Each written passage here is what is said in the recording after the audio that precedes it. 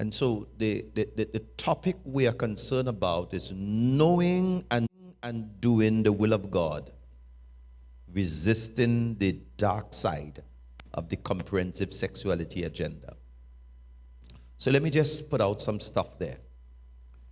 Do not try to read everything or write everything. That makes no sense. I'm leaving the presentation with Colin. Is Colin in the back there? Right? I'm leaving the presentation with Colin. And I met Kenny Rogers this morning in the car park. I asked him if he's the singer. He said, me sing. All right? So we leave the presentation in the back. So at the end, if you want to go on, get it, that's fine. Now, our problem this morning is not what to say, but what to leave out. That is the challenge I have. The full discussion on this matter, we have it in a 1 hour and 30 minutes presentation online. So you can probably go there and look on YouTube. Is it YouTube? Yes. Answering 11 key questions. And so you can take your time and look at it. So what we've attempted to do is to do an abbreviated version for Sunday morning consumption. And we'll see how that will go. Now, I know it's Sunday morning, and sometimes I prefer to even entertain any questions for clarity after, just to break the format a bit. Because sometimes, as an educator, you say to your students, everybody understand? Yes, sir. And as you leave the classroom, where, sir, say they? All right? So if you have any point that needs clarifying, we could try to facilitate that. So let me see if I can jump in, and as Elder says, if you can pull your focus energy together, that would be helpful. We live in a TikTok generation, 30 seconds and then I am gone. And that's part of the challenge we have. We don't read anymore, we don't study anymore. It's a really fast pace. So let's see how we can get through this for the next 3 hours or so.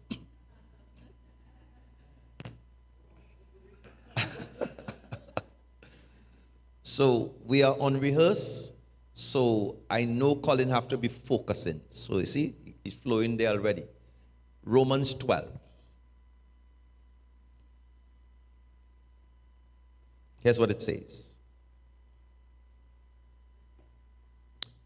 I beseech you therefore, brethren, by the mercies of God, that you present your bodies a living sacrifice, holy and acceptable unto God.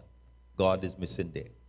And be not conformed to this world, but be transformed by the renewing of your mind, that you may prove what is that good and acceptable and perfect will of God. And then the second scripture, 1 Thessalonians chapter 4, verses 3 to 7. For this is the will of God, your sanctification, that you abstain from sexual immorality, that each one of you know how to control his own body in holiness and honor, not in the passion of lust like the Gentiles who do not know God, that no one transgress and wrong his brother in this matter, because the Lord is an avenger in all these things, as we are told you beforehand and solemnly warn you. For God has not called you or called us for impurity, but in holiness. So a few introductory points here. Whether you're aware of it or not, there is a global threat coming from a gender ideology. And this gender ideology must be resisted. It's not local.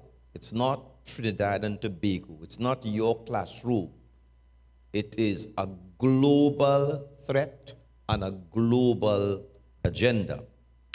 Just to help in that vein, I want to first of all talk about three influencers. Three influencers.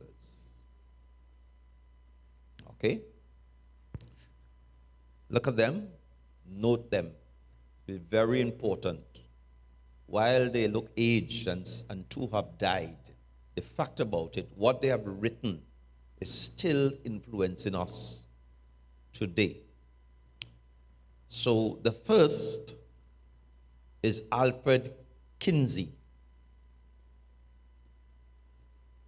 Kinsey is responsible for what is called the sexual revolution in the 1960s and 70s.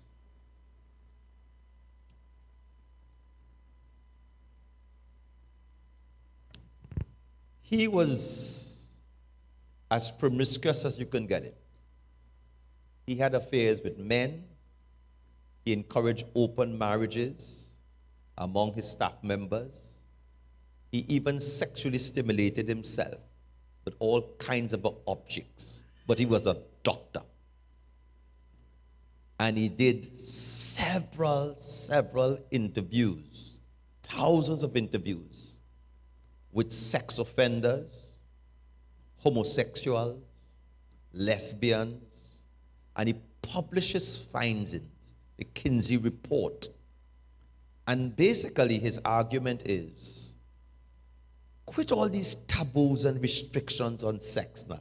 Let people express themselves freely. So, what the report says that when Kinsey died, he was very disappointed that he hadn't persuaded the world at the time that sex was good and for enjoyment. But if you really assess what has happened, he was trying to say we must have tolerance with a variety of sexual behaviors, and that's people's rights. However they want to express themselves sexually, leave them alone, that's their rights. But Kinsey's dream did not die, according to the report.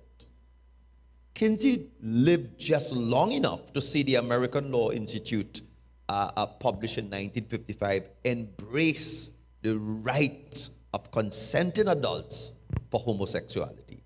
So he planted the seed very early. What again do we know? From that, you would notice as the code was adopted by the state after state in the US, sodomy was then removed in 2003 from the books.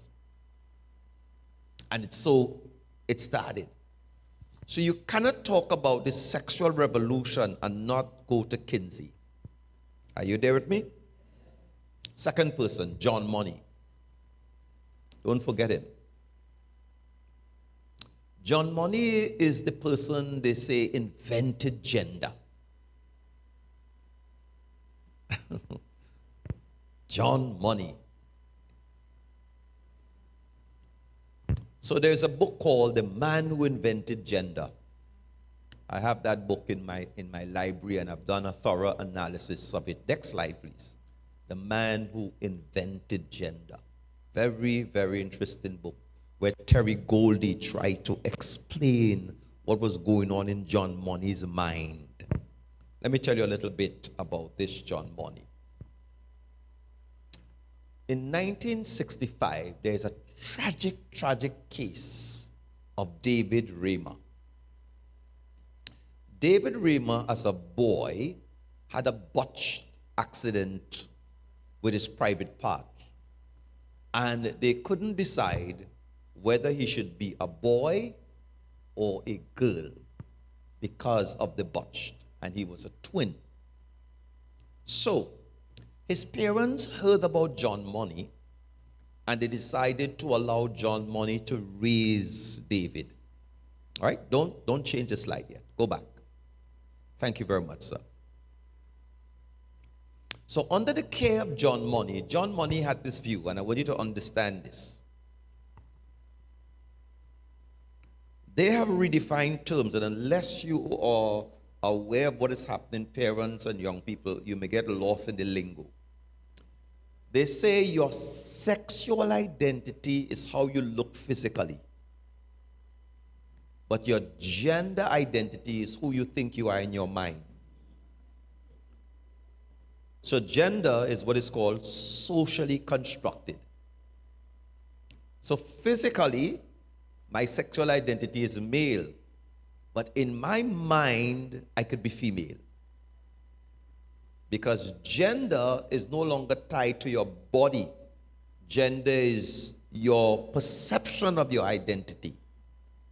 So Money, John Money, that's why he's called the inventor of gender. John Money is the person who pushed that theory loud, that gender is what's in your mind. So think of it. This little boy who had this botched accident, John Money says, okay, we can raise him to be a girl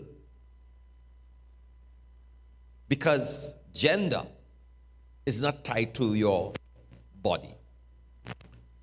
Next slide. So, if gender then is socially constructed, then what we can do is raise this boy to be a normal, healthy girl. Do you know what? David Raymer went through significant depression. And after a while, he committed suicide. That is not mentioned at all. So that experiment by John Money blew up in his face. But do you know what? Kinsey and John Money, they are still influencing us today. Kinsey, break all taboos and let people express themselves sexually. Money, gender is socially constructed. In comes now Judith Butler, another important influencer. Now, Judith Butler built on the work of Kinsley and Money, and here's what she did. In a 1919 article, she says to her readers, let's create gender trouble. Let's disrupt binary view of sex. Now, if you're not familiar with the lingo, binary means two. So when you hear binary gender, you're talking about male and female. Are you there with me? When you hear non-binary, that means there are more than two genders. Now, the Bible is clear on binary gender. Genesis 1, God created male and female in his image and likeness. But they have disagreed with binary gender, and people like Judith Butler says, you know what, let's disrupt binary gender, because there's no such thing as binary gender. As far as Butler is concerned, she says, you know what, in terms of a key argument, you can get to the next slide, gender is not something biological. Gender is performed. So if you are performing the work that is associated with a male or female, then you could be designated male or female. But don't hold to this view that there are two genders. So let's put these three influencers together now.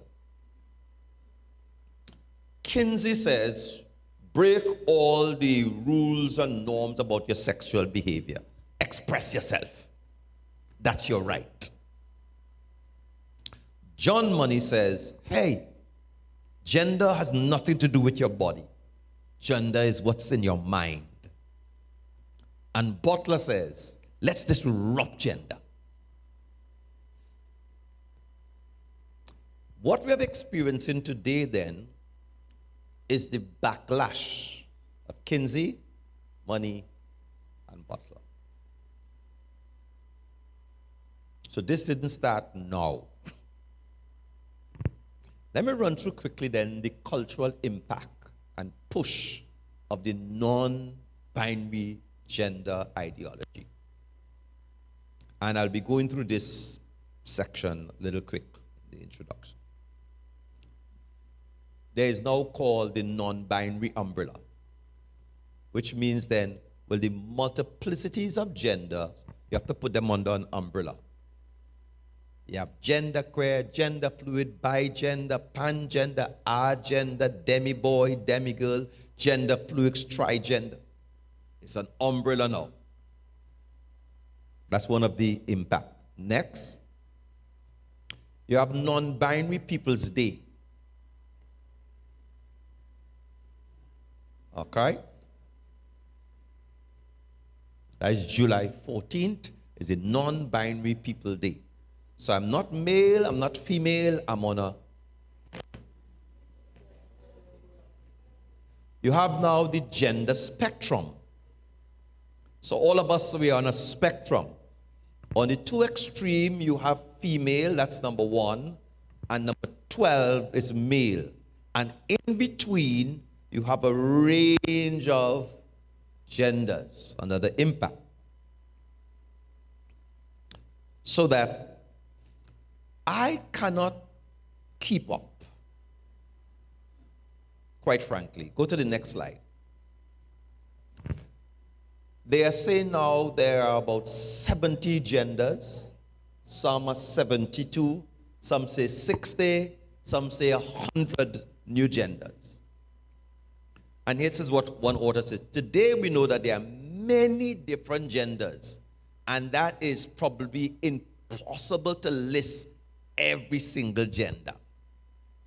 So there are terms, there's a lecture I do call an understanding the vocabulary, and one of it is gender fluidity. Gender fluidity means today, because remember it's constructed in my mind, today I could be male, tomorrow I could be female, the next day I could be demi-boy, part female, part girl, I could be a demi-girl, I could be a transgender, and it's constantly moving like that.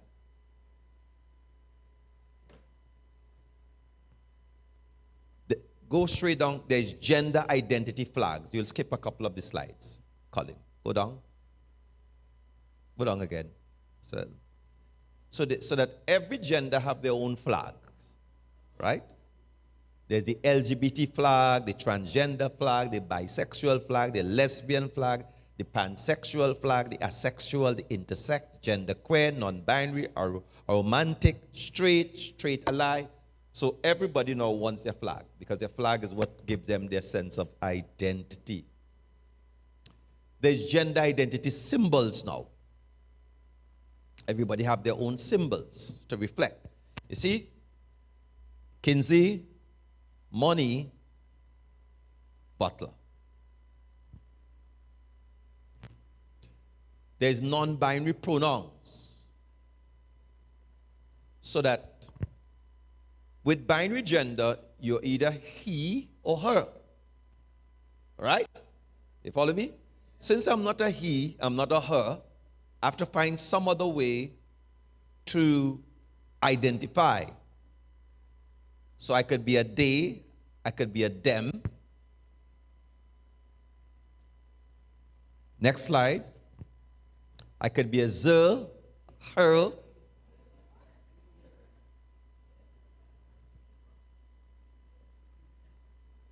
Now here's the challenge. Hear me. Here's the challenge. In the US, Canada, and Britain, they are now agitating that all lecturers and professors call the student by their preferred gender pronoun. And if you do not, you can be sent, you could be disciplined. You understand? So if I identify as a them or a they, don't call me he. You have to call me they or them.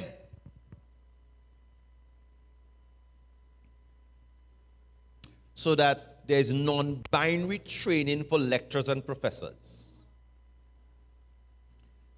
Ask how people want to be called. Don't assume their identity based on what you see. So because you're looking at my sexual identity, which is male, don't assume I'm a male. Ask me if I'm a male. And a whole heap of stuff like that. We go on and on, right? You have the presentation there. Next slide.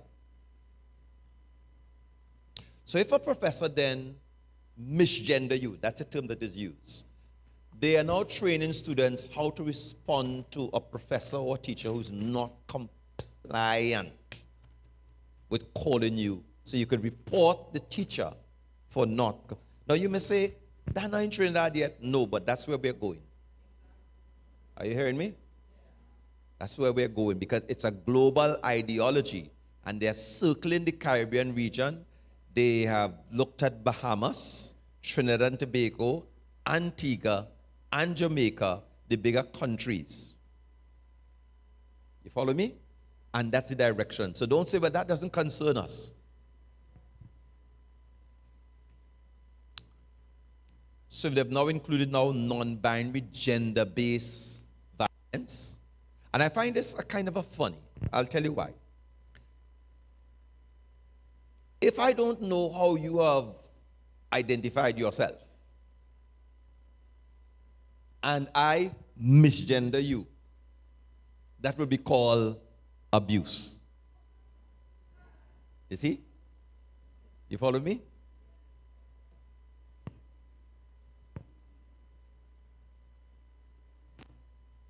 They've even gone so far in terms of the impact.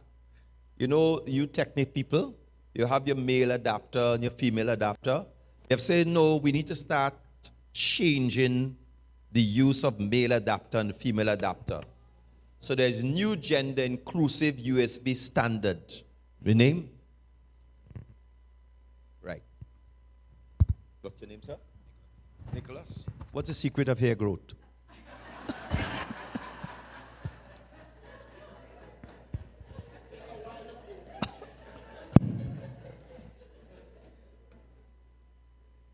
So go to the next slide so we could. So the USB Implementation Forum, they announced today that they would be formally changing the label of all USB connectors.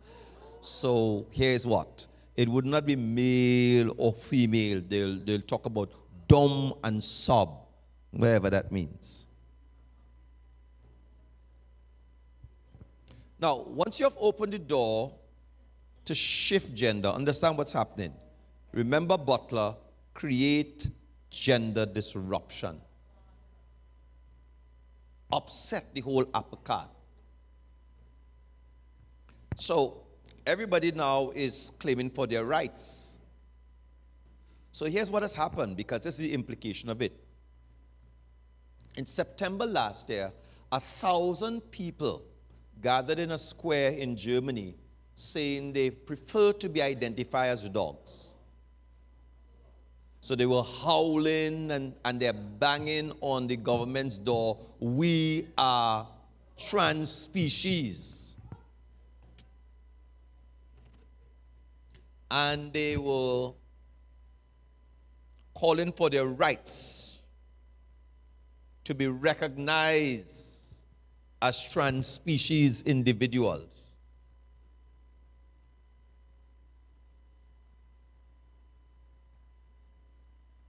Go to the, come down. All that is reading there on that same stuff. Come down, my friend. That's a picture of these 1,000 people howling as dogs. Keep going.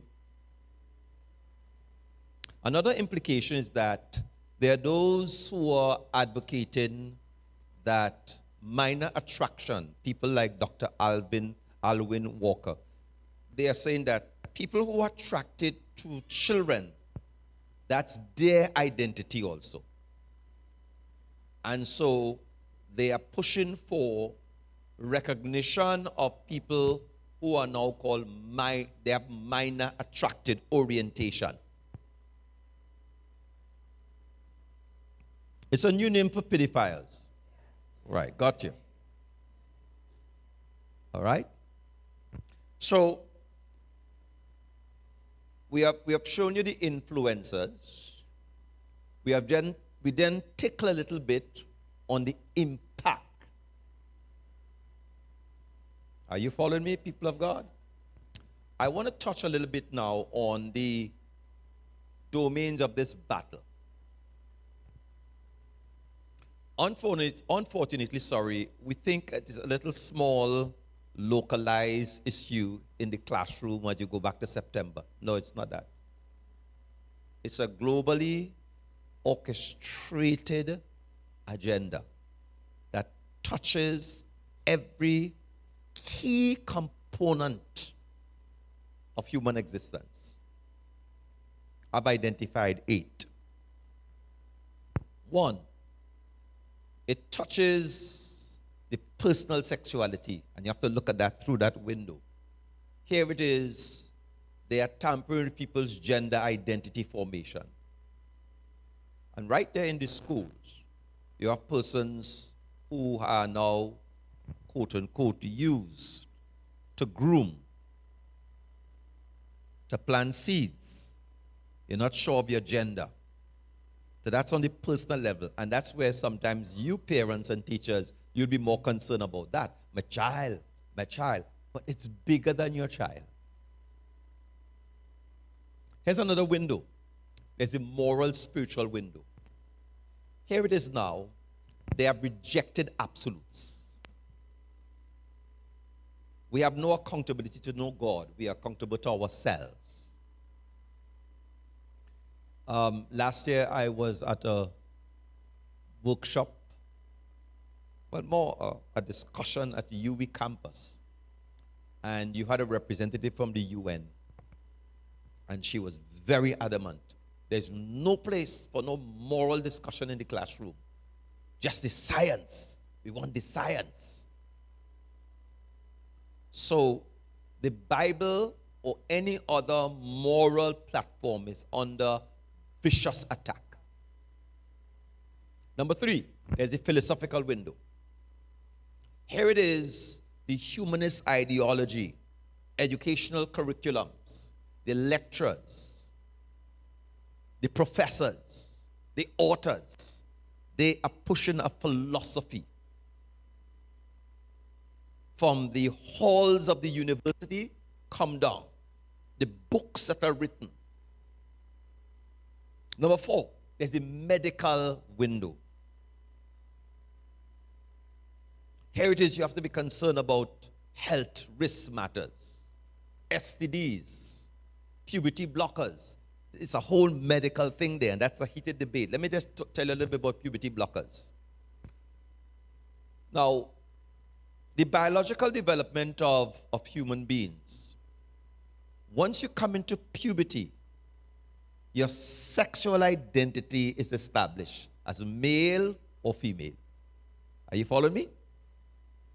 So a girl begins to experience her first menstrual cycle, and the boy through. You see, puberty is critical. All of the physiological properties that define you as male and female. So there's some interesting discussion down inside it. So here's what. What they have done from the medical standpoint, they have introduced what they call puberty blockers. Puberty blockers are really, it's the hormonal injection into children, delaying puberty until they decide what is their gender.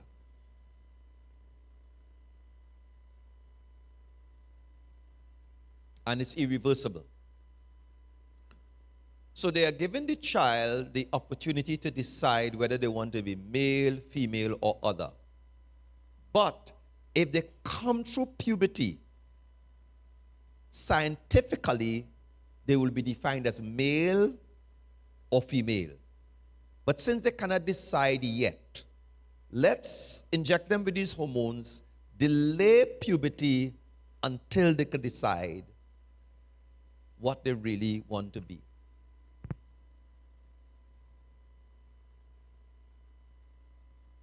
You see, part of the problem they had was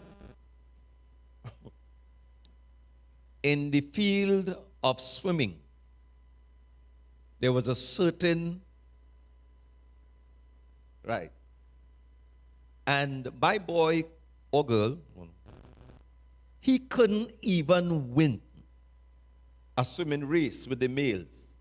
So he transitioned to be female, and he was outstripping all of the females in the pool. The females began to clamor.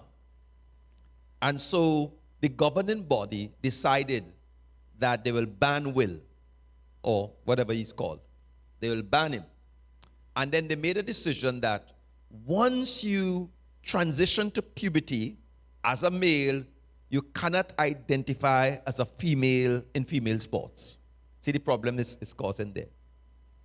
The other problem they're having is this. There were 2 cases in the U.S. where two male prisoners, they transitioned in their mind to be female. And they moved them to female prisons. And they got 2 female pregnant. You see? And they had to move them back out. Because once you identify as female, keep in mind, legally I'm female, but biologically I'm male. Remember Butler, gender confusion. You see? So there's a medical window that you just can't, the health risks. If you Google right now the blood bank of Trinidad and Tobago, I just go back on that medical, the blood bank of Trinidad and Tobago, you'd realize the section that deals who can give blood. Here's what they said. If you're a male that have sex with a male, they encourage you not to give blood over a particular period of time. Or if you're female that had sex with a male who had sex with a male, guess what? They fully well know. So you see the contradiction. They are legalizing, but they are aware that it is high risk for the public. Men having sex with men, MSN, really they are showing globally the highest rate of STDs. Because the anus was not designed for sexual activity as they are trying to promulgate and legitimize. So remove all of the sodomy laws if you wish. Science and nature will slap you in your face.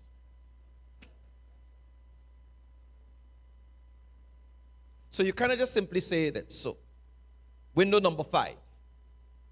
There's a legal window.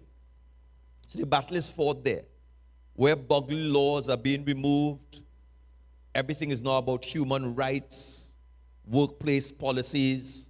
So if I say or do anything in the workplace, then legal actions could be taken against me because I'm violating human rights. The cultural window.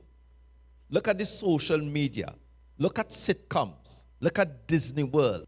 Look at, they're coming at you fast and furious. Then there's the psychological window.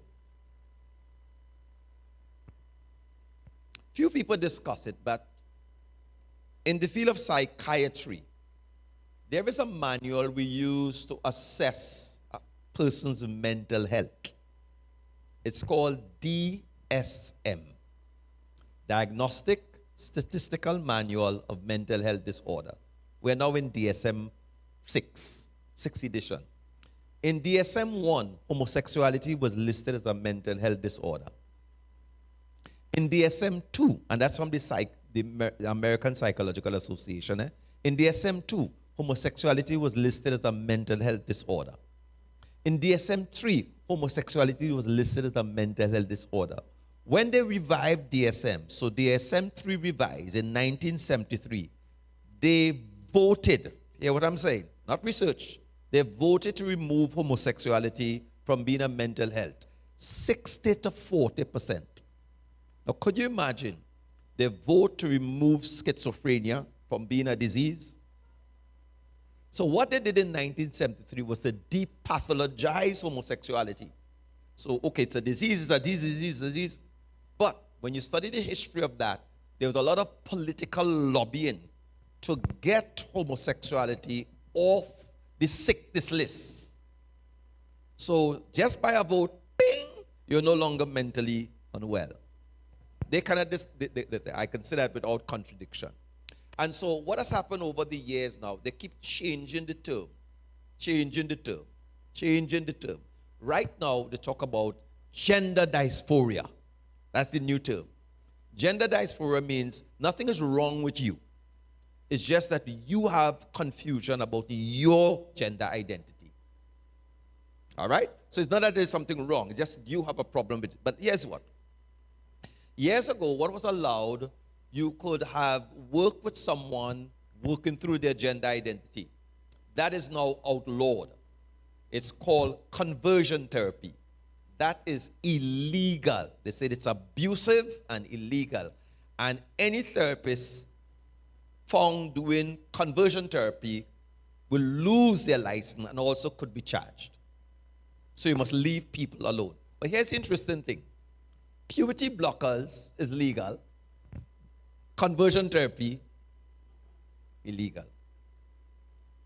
Well, they're moving. A lot of doctors are now clamoring that puberty blockers doing more harm than good. And so there's a lot of agitation going on there. But more than that, people, hear me. There's what is called gender-assigned surgery, which is another part of the drama, both medical and mental. Gender-assigned surgery basically means if I'm male but I think I am female, I could have my body parts adjusted.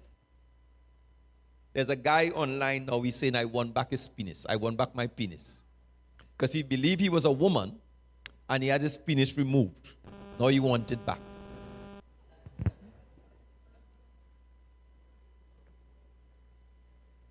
Think of the mental and psychological problems that people are going. Then there's a political window. There's a political window. This has to do with issues of governance and gender policies and the United Nations agenda.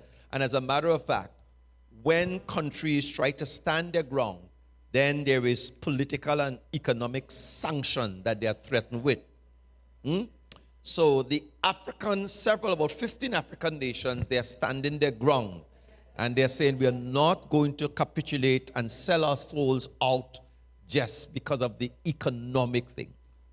The point I'm making, precious people, I'm still in the introduction. The point I'm making is this. When you begin to talk about the gender ideology, it's bigger than your classroom. It's bigger than you, bigger than me. A lot of our nations, they are signed on to the United Nations Charter of Human Rights. And so it's just a matter of time before under obligation you have to. So what our Twin Island states are doing in the Caribbean region, because we still have a strong religious base in the Caribbean region. So they're inching it little by little. And keep this in mind, parents and students. They cannot openly come out and say, hey, this is what we're doing. And so they're slipping this stuff in little by little. And if you, the parent, not actively involved in the school, you, the children, carry your stuff home. Say, Mommy, this is what they're asking. There's a questionnaire. And sometimes they slip in these questionnaires about gender that has nothing to do. Those of you in your employ, you'd find that they are asking questions about diversity and equity and inclusion. And they want you to fill out the forms so that they can get a sense as to who would be troublemakers, who would resist, who is interested. Are you following me? All right, so let me get to now section 1. That was the introduction where right. So you can get a feel. We need to answer the question then, what is comprehensive sexuality education? Because I hear sometimes I'm in conversation and I'm not always happy what I hear coming from the church and Christians. You know, CS is this and CS is that. Not really. Not really. So if you're going to respond to an issue, make sure you're responding to the correct issue. So this section, it doesn't carry any Bible verse and all them kind of story. I just need to let you know so that when you approach the conversation, it is coming from an informed perspective, right? So the first thing is there are some source documents that's being used. And when I say source documents, when you quote from them, they cannot deny it. All right? So there are 2 source documents. Whenever you see International Planned Parenthood Federation, Let your light bells come on. You see, in 2006, they wrote their first initiative, Framework for Comprehensive Sexuality Education, and it was updated in January 2010. Right? And they inserted in that document that this could be used for future curriculum. And it's from the seed of the IPPF, International Planned Parenting Federation. You find, so if you can go online, and search for this also, and you could get the document in itself.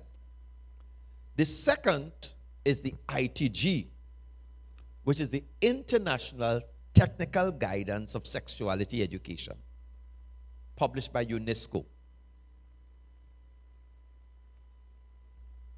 Right? So these are the two main documents.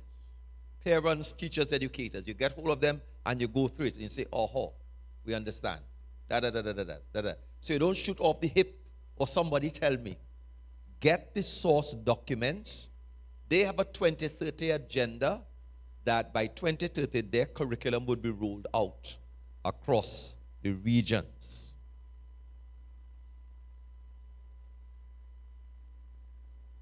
Let's jump over that. Let's go to the next one. Now, this is very important.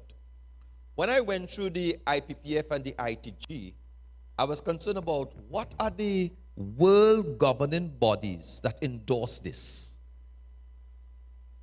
So it's not the Trinidad and Tobago government. It is not the Ministry of Education.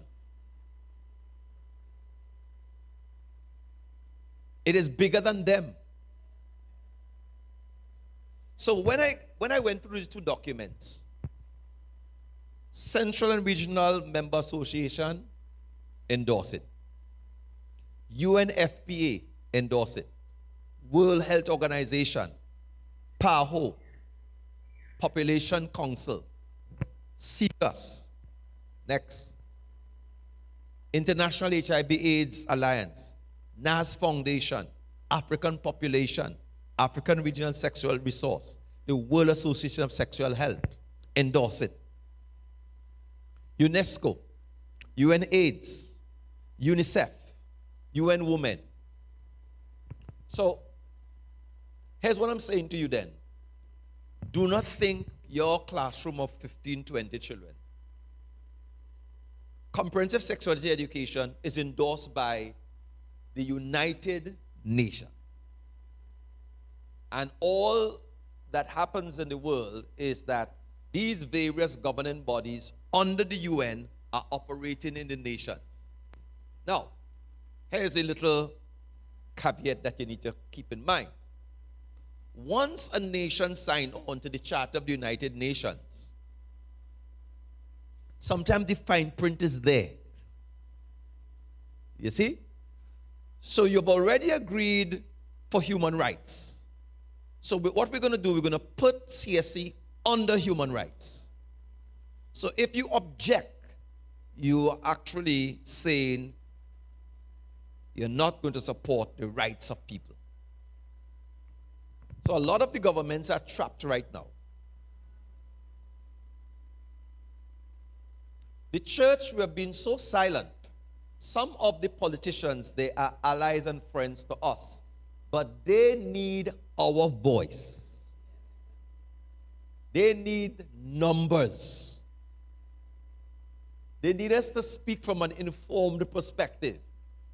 It makes no sense going down Port of Spain with 3 placards.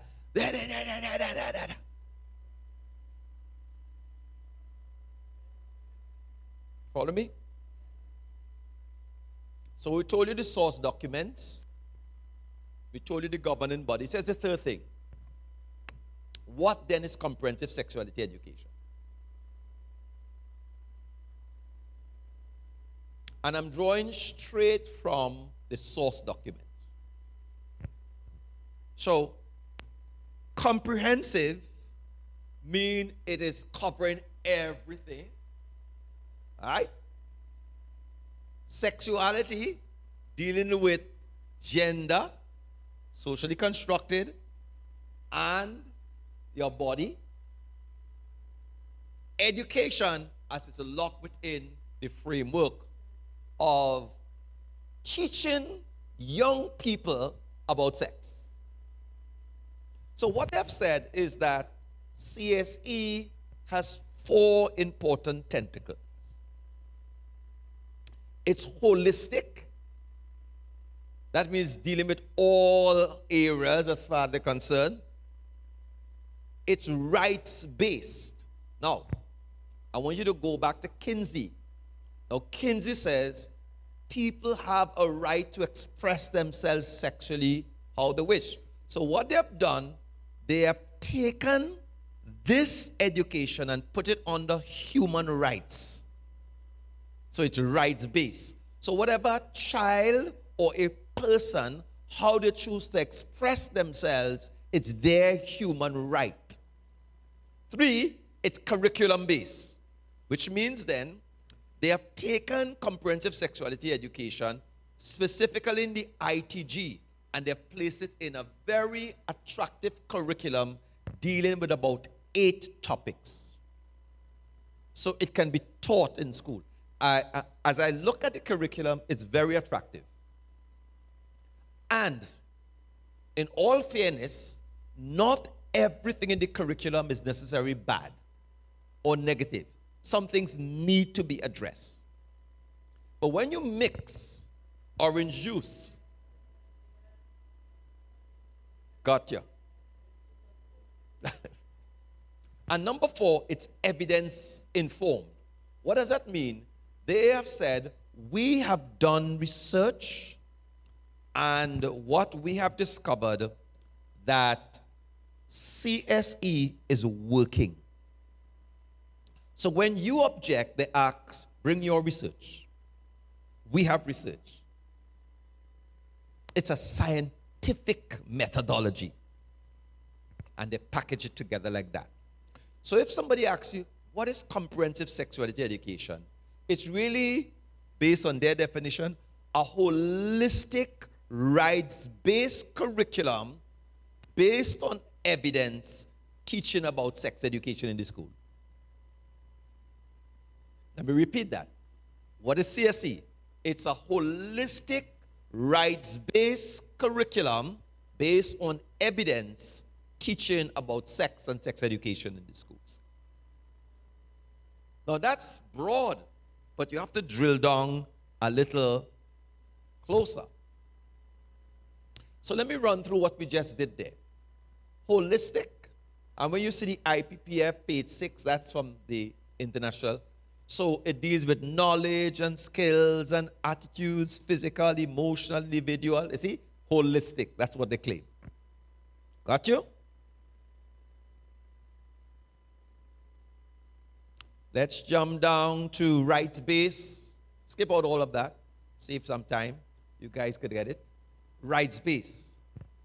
IPPF recognized the right of all young people to enjoy sex. They have a right to express themselves.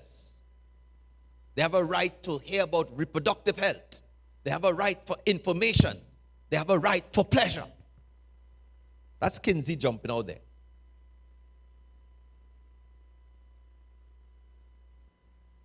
Curriculum-based. Next one. So it deals with the cognitive, the emotional, the physical. It's structured.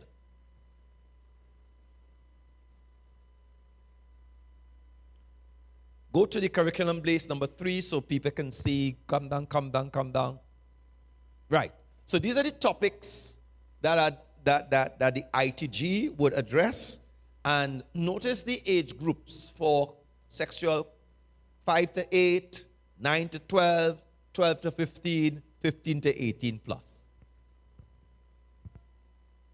So it's targeting exactly. So it deals with relationships, values, rights, culture, and sexuality, understanding gender. And now notice that. Remember how we spoke about gender already? Right, that's inside there. Rights. Remember how we spoke about rights? Lock inside there. Good.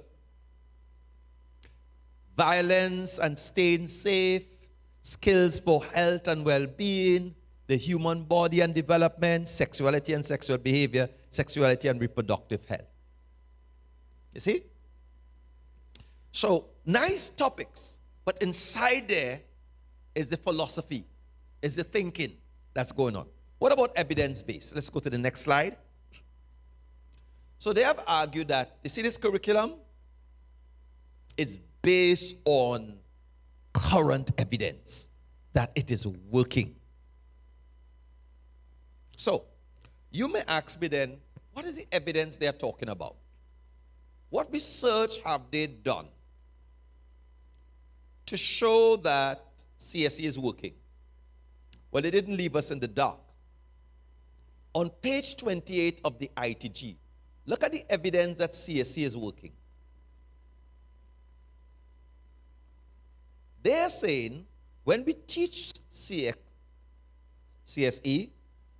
we are seeing that young people are delaying having sex. When we teach CSE, we are seeing a decrease in the frequency of people having sex. Evidence. We are seeing a decrease in the amount of sexual partners young people are having. Our research has shown there is reduced risk taken by young people. 2 increase we have seen, which is successful for them. We've seen an increase in the use of condoms and an increase in use of contraceptives. Now, this is what is published by UNESCO as CFCB. Now, if you observe, what they are actually going after is trying to manage the sexual behavior of children and young people. And that is success. It's like this. We cannot cure it, but we'll try and manage it.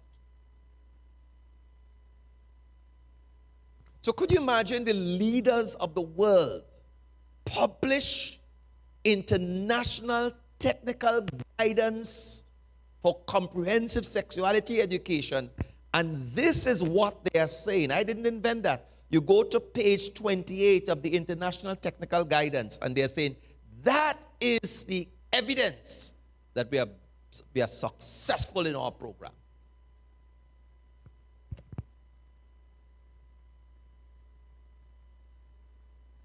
Keep going. Now, they are so comprehensive, they leave out the spiritual. All right, that's another discussion. Not that we're expecting them to do it. Now, you may ask, let's move on quickly. You may ask then, why the need for comprehensive sexuality education? They have identified the same issues that we are concerned about. Look at this. Young people have serious needs. There's emotional and social health. There's sexually transmitted diseases. There's the abortion. You have the teenage pregnancy and motherhood. There's suicide. There's sexual violence. So what the world framers are attempting to do is to address these issues. Are you there with me? Good. So then, more issues. Here's what they're saying is that the message of sex and sexuality, there's too much conflicting information. In one sense, young people are told sex is negative. And in another sense, they are told it's positive. But we're not equipping them with the skills and the information that they need. And we are not allowing young people their voice to determine what's right for them. So, when I read the IPPF and the ITG, they have a serious problem with the message of the church.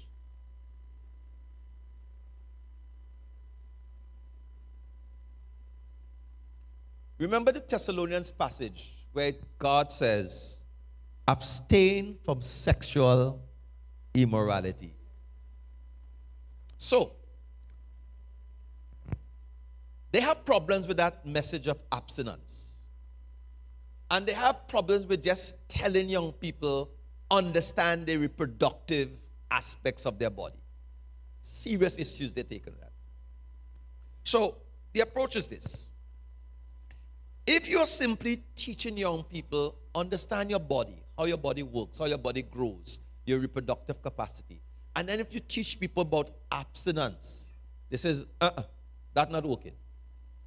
That's not working at all. That is not working. So, here's what they actually said. Next slide. Abstinence-only programs are ineffective.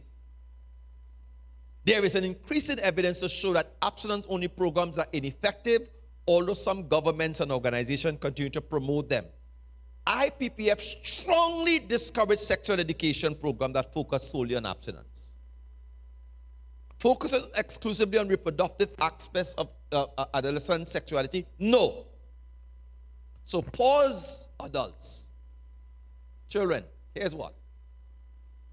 If they are saying, because that is the hinge in which CSE swings, they are saying, you see that abstinence message? You see that reproductive message? It's ineffective. Forget it. And we strongly disagree with it. So, what then are they proposing? So here you get to the meat now of CSE. They are proposing 5 things. 1, young people have a right to be informed about everything sexual. Adopt it, and they say we'll try to be age appropriate, we'll try to be context appropriate, we'll try to be cultural appropriate, but let them know. Because they're saying the church and other groups like faith-based organization, we are withholding information from our young people and children about sex and sexuality. And they are partly correct. We are comfortable with our own sexuality.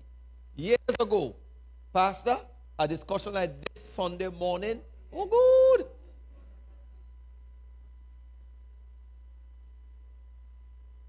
The church closed its mind on sex and sexuality. And we have allowed the pornographic world to feed the minds of our young people. So I want to say commendation for going this way.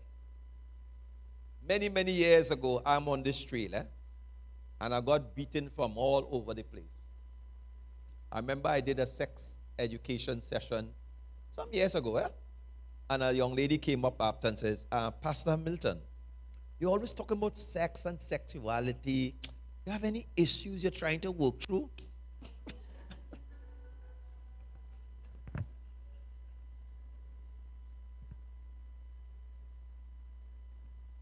So they are filling the gap that we were silent on.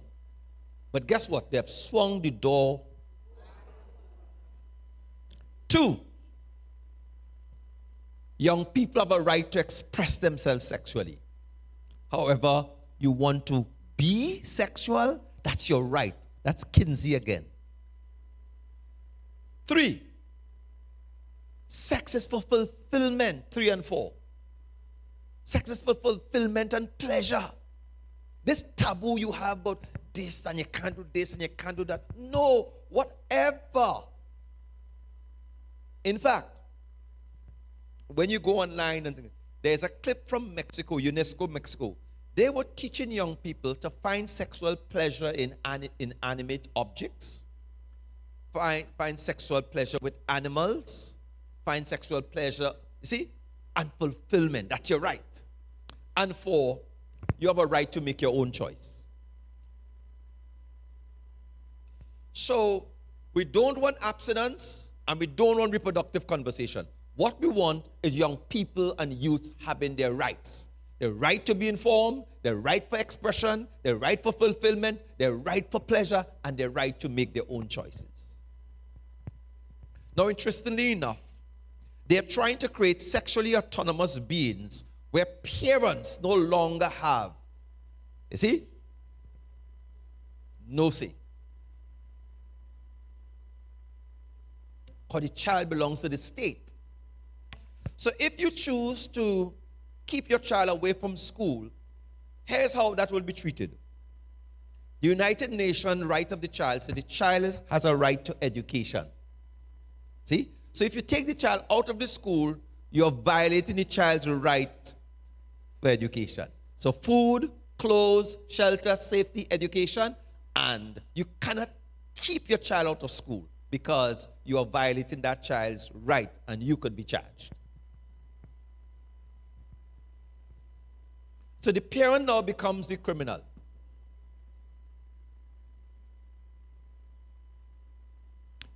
So, number 6 then. When was the seed of CSE planted in Trinidad and Tobago?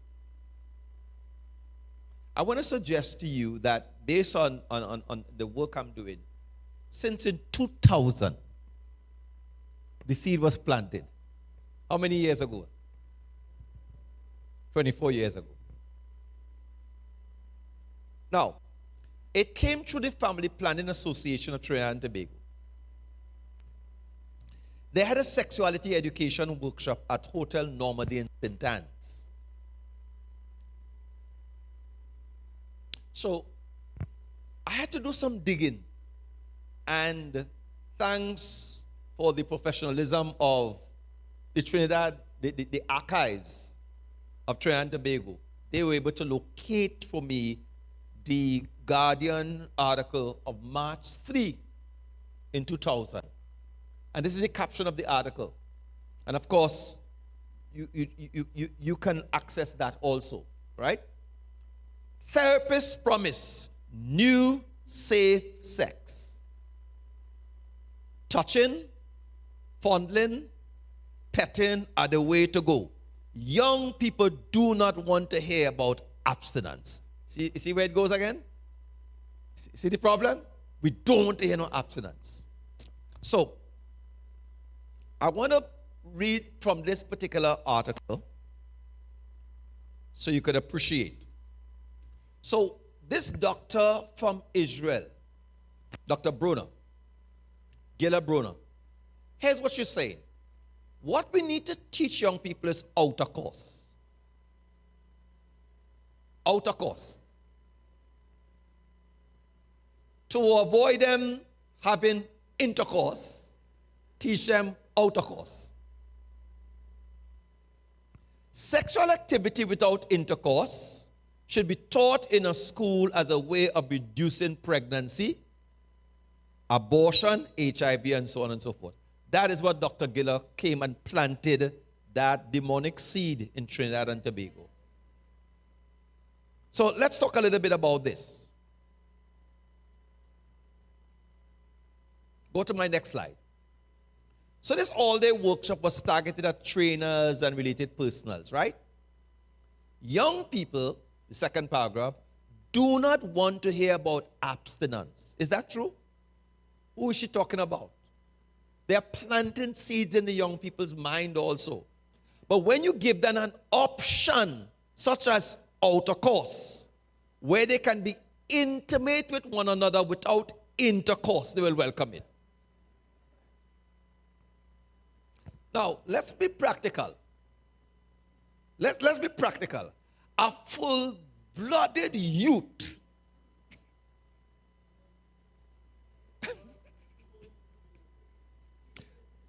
but let me tell you what outer course is about based on Dr. Gilner. She explained, give me the next thing. She explained outer course includes sexual activities other than intercourse. Masturbation, kissing, petting, oral stimulation, manual stimulation, and genital rubbing. And guess what? It will reduce pregnancy. Professing themselves to be wise, they become fools.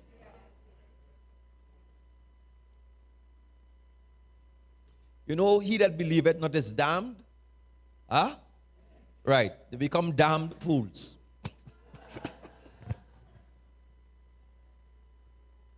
So the Family Planning Association brought Dr. Gilner from Israel to come and teach Trinidad and Tobago educators and teachers about outer course. And it will reduce pregnancy.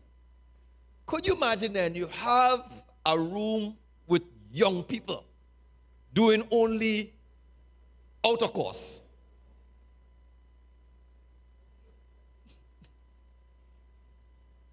So way back in 2000, that seed was planted in Trinidad and Tobago.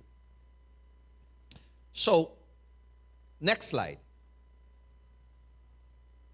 So, she said they believe that educating young people about condoms is false. She said worldwide research, I want you to observe this, worldwide research shown that if adolescents have knowledge about contraceptive and access to control centers, teenage pregnancy will drop. So part of the sex education they are saying is, here's what. Sex is for pleasure, sex is fulfillment, that's your right. However, you also have the right to be educated about healthy practices. What are the healthy practices? You need to know how to use a condom. You need to know how to use contraceptive. And if you become pregnant, you need to know where to get a safe abortion. That's straight from their manuals. So it's not about saying to young people, don't have sex. They will have sex anyway. What you need to do is reduce how much sex they have. Reduce how many sexual partners they have. And if they happen to get pregnant, they must also know that an informed choice is to have a safe abortion. Teach them how to use condoms. That is the heart, people, of comprehensive sexuality education. However they dress it up, however it's packaged, whatever the good aspects that they may have it. But interestingly enough, here's what Dr. Broner said. Next slide. How soon should we start this? Broner said sex education should start in kindergarten.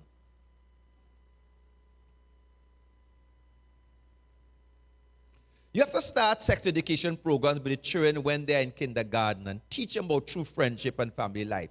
If you want to change your name, you could change it, but it's really sex education you're getting at.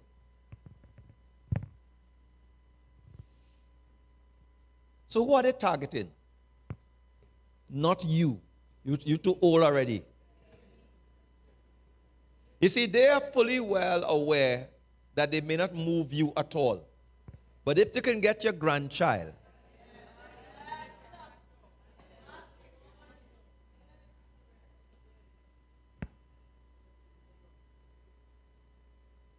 they know many adults, we didn't have any proper sex education in the first place. Not until me was a big man, me know something called penis. Was all kind of funny name, Coco Loke and Pinky Link and Winky Link and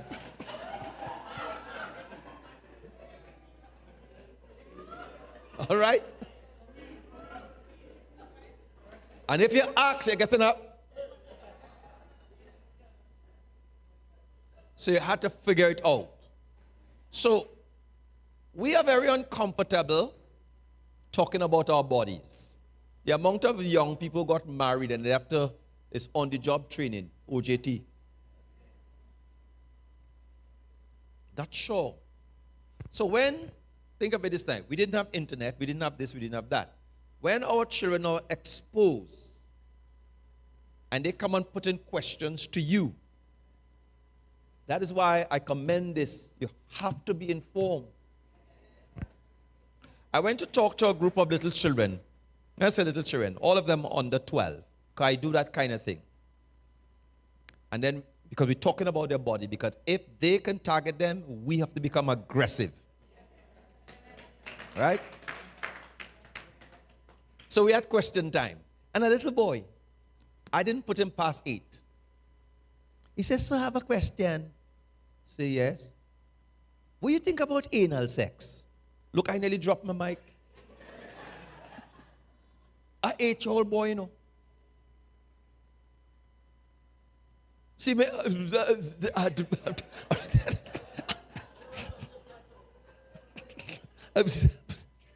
That was my wake-up call.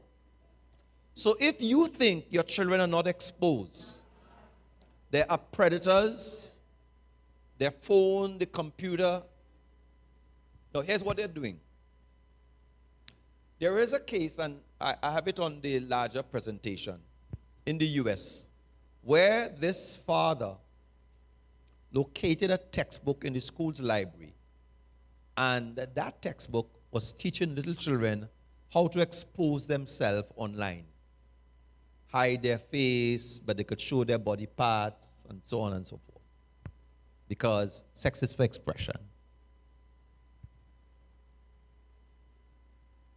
Number 7. Has gender ideology been introduced in our school's curriculum? Question is yes.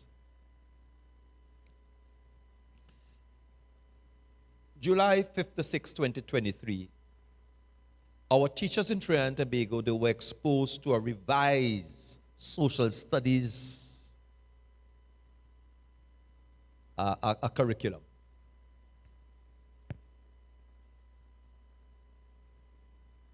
And in that revised social studies syllabus, next slide, what CXC has done, they have slipped the gender ideology in the social studies syllabus. Here's how they did it. Next slide. Section A in the syllabus, individual, family, and society, specific objectives, page 16. What is specific objective? Examine causes and effects of contemporary social issues affecting the family. Now, the content to be taught, you must look at the vulnerable people, include people with diabetes, children, elderly, mentally ill person, and bang, the LGBTQ community. Since when they become vulnerable?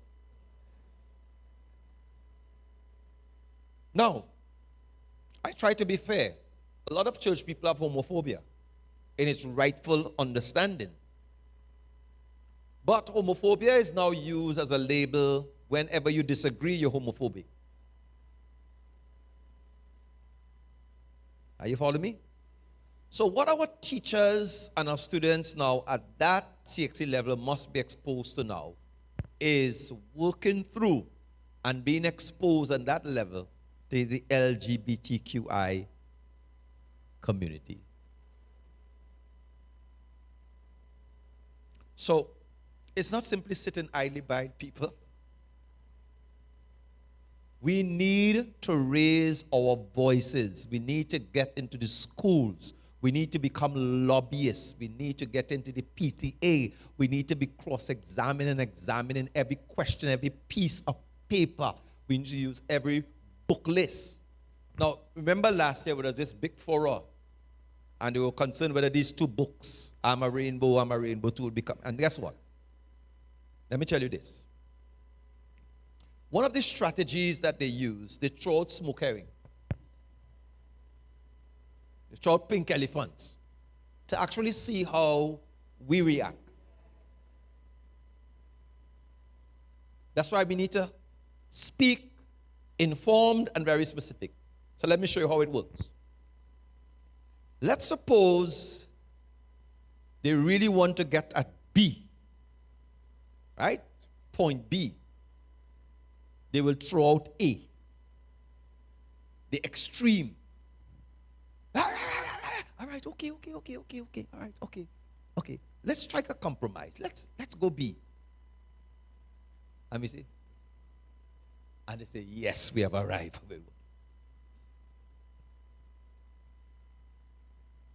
Are you following me? 30 years ago, a document was written overhauling straight America. And that's another lecture we do. 30 years, over 30 years ago, the lobbyists wrote a document overhauling straight America. And they have a point-by-point strategy to literally transform America from thinking binary, thinking straight. That is 30-something years ago. Some of you were not born yet. So let me just remind you of a few things in section 2. Go ahead. We need a stretch. How are we doing? Right. All right, good. We have to be reminded, first of all, of what we believe.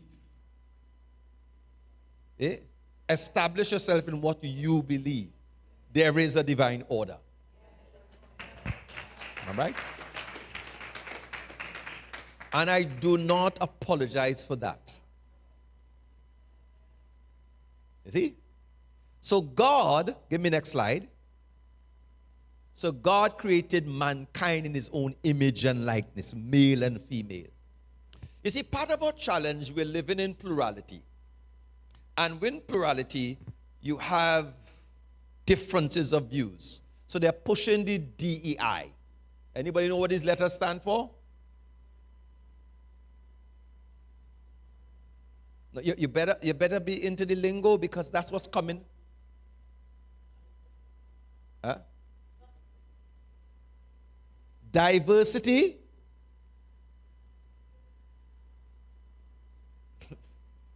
equality, and inclusion. Sometimes you see a variance in what word is used, but it's the essence of that. So that is what they're going to push in your school, on your job, in your workplace. You hear it like a mantra. Diversity, equality, inclusion.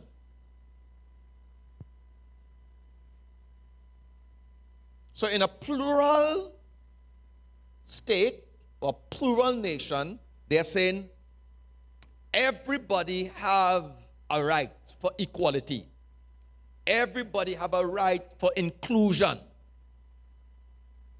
Everybody have a right to celebrate diversity. So when they come at you in school, and if a child or a teacher says, look, I don't agree with that, they will commit diversity, equity, inclusion. That's what they will come at you over and over.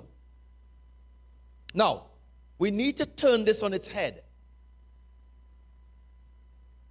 So I pressed in a conversation, I asked someone, because they were pushing it, I says, what does diverse means?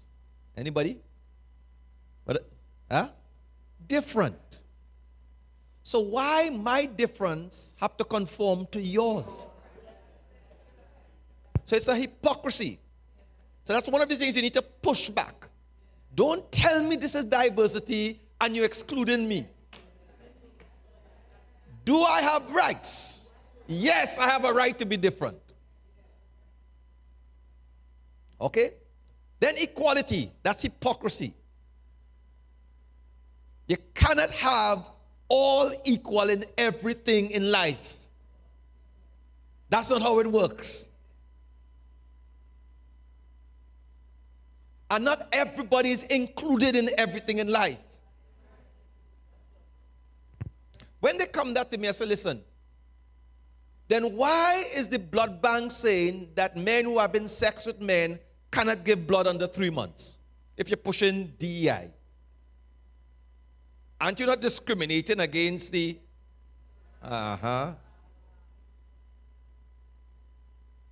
See? So, when you oppress, what do you think of so and so and so and so? Push back and says, do I have rights? Start there. They cannot say you don't have rights.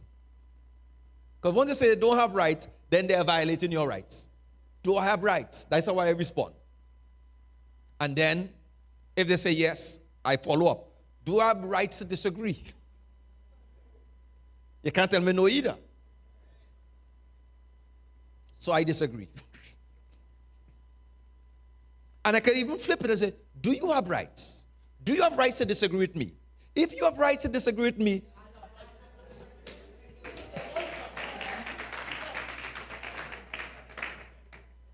so you're living in plurality. But I do have rights.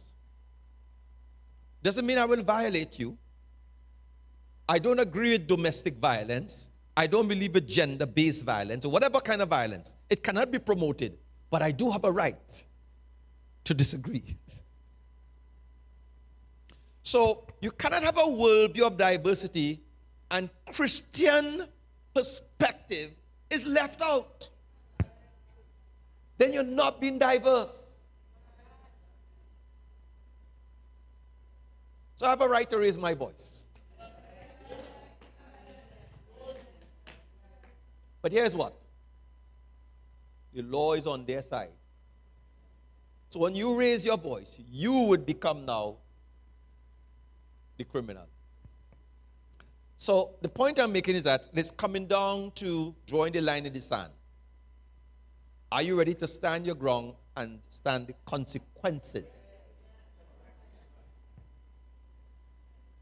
So there's an important verse of scripture then that I use for this discussion. Give me the next verse. And I say, ours is not a denial but an affirmation. I need to explain a little bit. In Paul's time, and even before Paul's time, you had plurality of gods. Yeah? A lot of deities all over the place. And you may ask yourself, but how do I preach the one way of salvation in the face of so many options and so many deities? And when I read this, I say, hey, this is paralleling the multiplicity of genders. So here's how Paul dealt with plurality of gods. So whether I live in a Hindu community, a Muslim community, a Christian community, everybody have gods and deities and so on. But I have rights. So here's how Paul dealt with this. For though there be they that are called gods, whether in heaven or in earth, there are many gods and many lords. But to us, there is but one God. So I'm not denying that you are your gods. I'm not denying that you have your lords. But for me,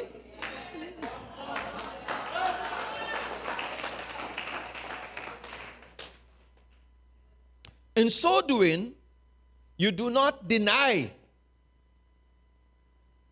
that you have your gods. But I'm telling you, for me, now if you want to get into my head, you're crossing the line. You cannot force me to accept. So I've taken this verse now and applied it to our current discussion. Here's how I've translated. For though there be that are called non-binary genders, whether in heaven or in earth, as there be genders many and identities many, but to us there is just but one binary gender of male and female. All right? Are you following me? So I align myself like that.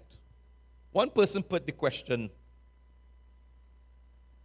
do you think heterosexual superior than homosexual and lesbianism? I say yes.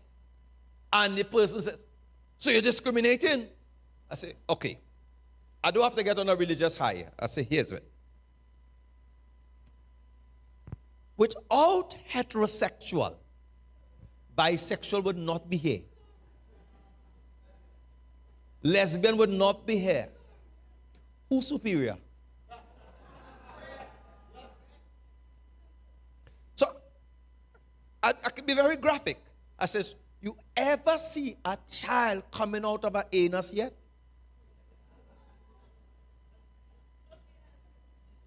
I say, if it wasn't for your heterosexual mother and father, you would not be here as a bisexual. So who's superior? So, we play the gender numbers game and we say men are becoming pregnant. Hold on a while. When you are told that pressing, ask them, are you talking about biological men or psychological men? You see? Because scientifically, a man can't bring forth no child. But if you want to claim that you have an identity as a female, though you're a biological male, then you can say, man brought forth baby. Are you following me? So we have to reaffirm, do not apologize. There is always a consequence. But you cannot apologize. I refuse to be back into a corner. I remember attending a workshop at UWI, or hosted by UWI, not at UWI. And the visiting lecturer, every 2 sentences was an obscene. Cussing right through. Trini cuss. And pastor stuck up my hand. I said, sir, I am not your student. You cannot fail me. I am the paying public, and I did not pay for your obscene. Push back, people. Now, it was a course on counseling. So he said, you know this course is on sexuality and counselors. I say, yes, I know that. That's what I paid for. He says, do you know some of your clients will be very obscene in the counseling room? I says, yes. He says, but if you cannot handle obscenity, you're not ready to be a counselor. And the whole workshop, clack, clack, clack, clack, clack, clack, clack, clack, clack, clack. But I wasn't finished yet. I stuck up my hand again. He says, yes, sir. I say, you know what the Bible says about that? He said, no, there's no place for Bible here. I say, hold on a while. Do you know some of your clients will be Bible religious people? And if you can't take Bible, you're not fit to even teach me. Push back. For the rest of the workshop, Reverend, what do you say, Reverend? You don't have to fight the thing. Think it through, stand your ground, you do have rights. But hear me, I am not saying to you your rights will get you out of. You might lose your job. You might lose your life. You might make a jail term. We still have the freedom of expression in Trinidad. That is why we need to raise our voices. Don't need to call nobody names. That's unkind. All of those derogatory names because of a person's sexual orientation is not Christian. Treating people like no, that cannot be right. We are called to speak truth in love. Are you following me? Let me give you another space because I want to ground this thing. Some people say Jesus never said anything about gay. No. Look, let me tell you this. And I'm told this, and if you have any bankers inside there, do so to me and say, that's not how it is done, and I'll change. I'm told when they're teaching people to recognize the counterfeits, you actually familiarize them with the authentic, with the real. Is that so, bank people? So you teach them with the real. So when Jesus addressed the matter of homosexuality and same-sex thing, he didn't tamper with the counterfeit. He dealt with the... So in Matthew 19 and verse 3, the Pharisees came to Jesus and says, is it lawful for a man to put away his wife for any cause? And here's what Jesus says. Have you not read? He who made them from the beginning made them male and female. So Jesus is not silent. He dealt with the genuine, not the counterfeit. So he established from the beginning was male and female. So one man wanted to ask me, well, what do you think about so or so? I say, have you not read? That's how Jesus answered the Pharisees. Have you not read? He said, read what? I say, have you not read that he who made them from the beginning? He said, no, leave out the Bible, let me get your opinion. I said, that is where you want to pull me into my opinion. The Bible says this. So here's what. The Bible now has become outlawed. The Bible is now treated as hate crime literature in certain parts of Canada and the US. So by even preaching the Bible, you could be arrested. Here's how they treat it. A church service is a public meeting, not just for members.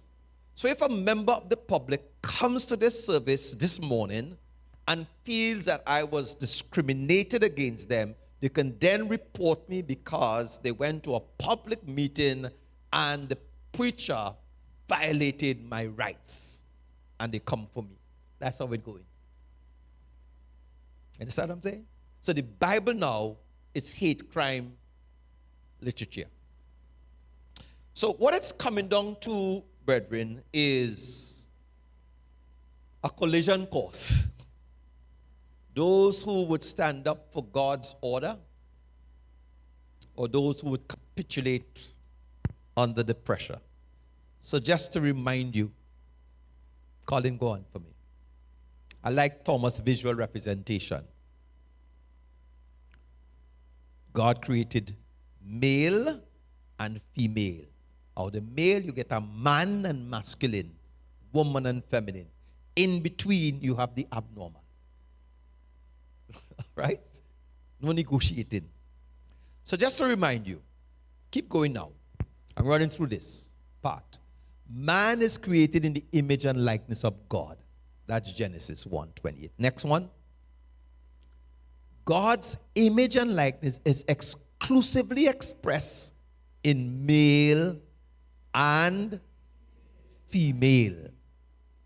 3. Male and female, whether sexual and gender identity, are heterosexually assigned at creation and or birth for the procreation of the human family. You know what God says? Be fruitful and multiply. He couldn't say that to two men. He couldn't say that to two men.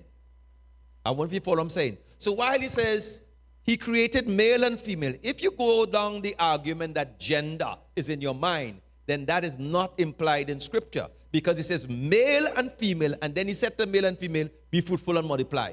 You can only do that with your bodies. So male and female is intricately tied to what? To your body. Can you just come a minute?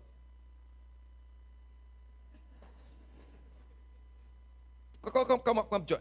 Now, this is how young people, they try to tie you up, right? You see, when you separate gender from sexuality, you then become tied down. So, Ken, I don't want you to refer to your body at all. Are you a male? Yes. How do you know you're a male?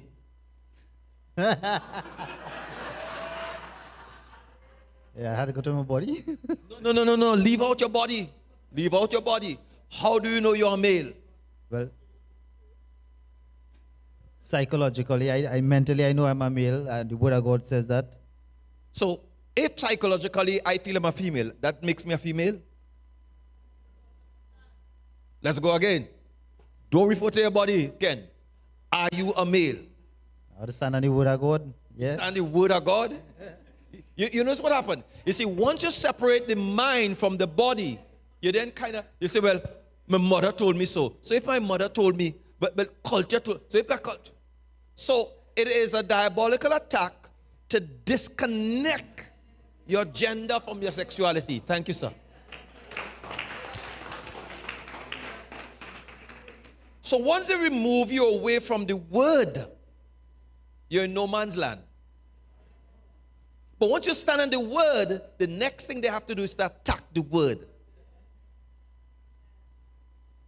You follow me? Number 4, keep going. Man and woman are created to have what we call gender parity. Gender parity means then equality and fairness. Notice both male and female, they are commanded to have dominion over the fish and the sea and so on. Number 5. Now this is critical. Understand this one. Heterosexual relationship is designed for mutual creative interdependence. You have to follow these people. You have to tell me your tolerance stress, because I could talk all day. Look at this. I need a single man. Give me a single man. Guy who's not married. Come quick.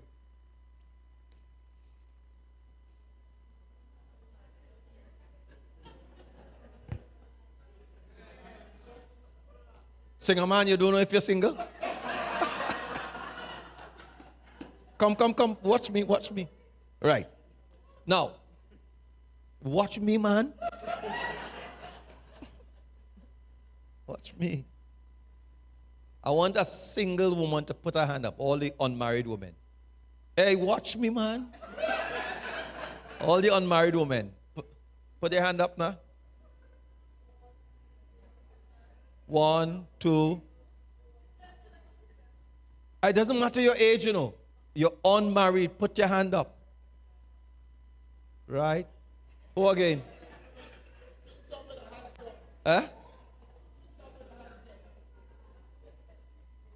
Come forward. You're gazing too much, man.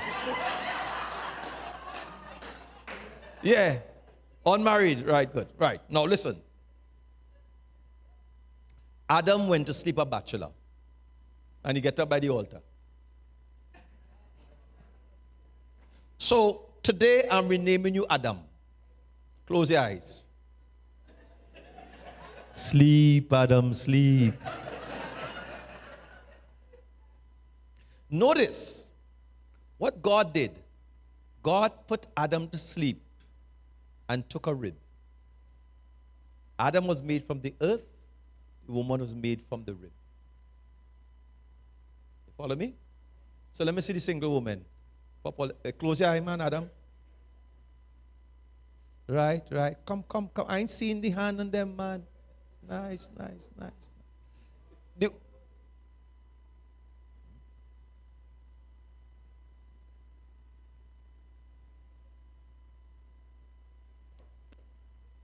Adam, I'm going to choose your wife.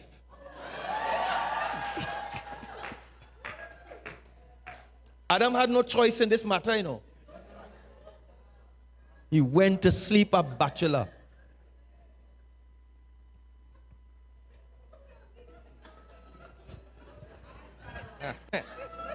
Keep your eye closed.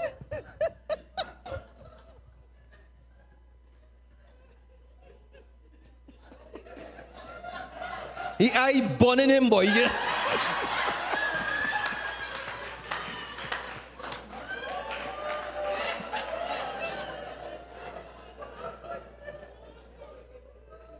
So Adam turn around and see woman.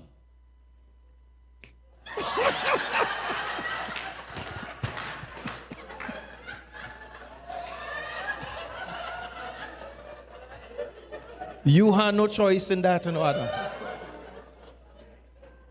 In the West, we make our choices very individual.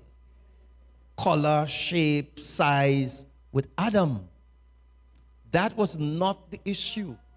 God wanted to create. Oh, somebody tell her, go on. All right. Go back and sit down. Go back and sit down.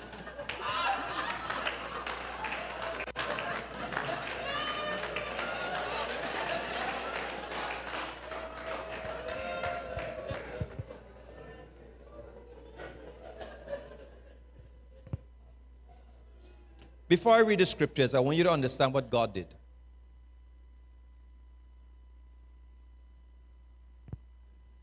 God took a rib from Adam and made woman.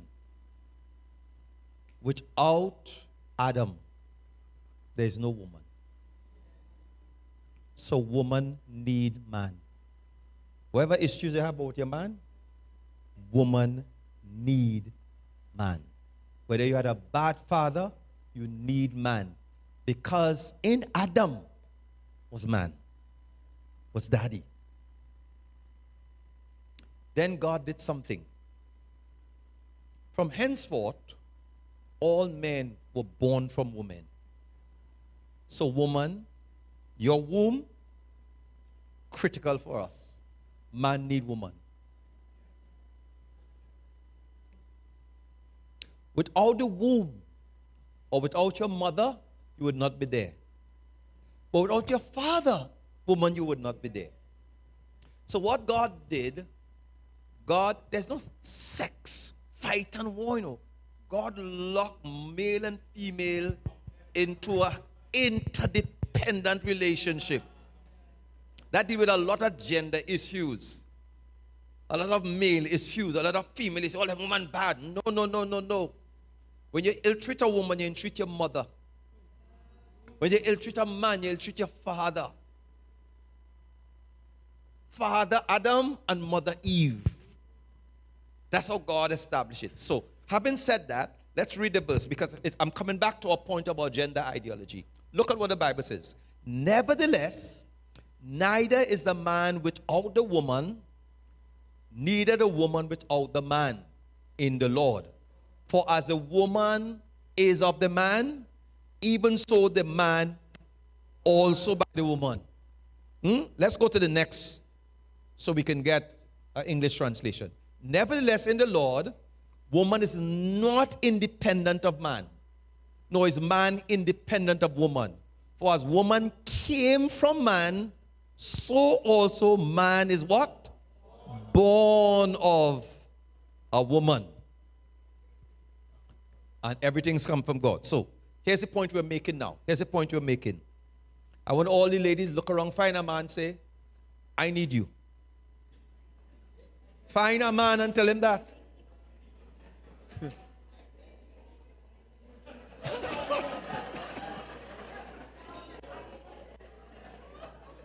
Right. And ladies, I want you to look at a man and say, I need you. You see? Here's the punchline. When a man turns to another man, that is rib to rib. When a woman turns to another, that is womb to womb. It's contrary to mutual interdependence. There are things that a man have, only a man could give a woman. And there are things that a woman have, can only come from a woman. They are so dumb that even in some of their homosexual relationship, one have to act and behave like the male. They even have false penis that is strapped on their waist. Counterfeit, not the genuine. So when you feel attracted as a woman to another woman, here's what? You have to understand, it is contrary. You may say, okay, I need somebody soft. I don't want a man to rough me up and whatever. But, that's the thing you have to work through. But God never designed a man to be lying down on a man's chest. That is rib to rib. You need the bosom experience.